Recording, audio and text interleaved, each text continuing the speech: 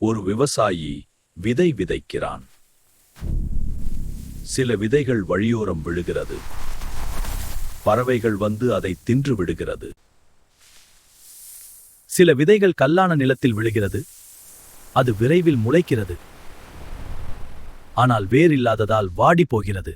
சில விதைகள் முள்ளுகளுக்குள் விழுகிறது. அது வளர ஆரம்பிக்கிறது. ஆனால் முள்ளுகள் அதை நெருக்கி அடக்குகிறது. சில விதைகள் நல்ல நிலத்தில் விழுகிறது. அது வளர்ந்து பலன் கொடுக்கிறது. 30, 60, 100 பலன் கொடுத்தது. வார்த்தையை கேட்டும் அதை உணராதிருப்பவன் வழியருகே விதைக்கப்பட்டவன்.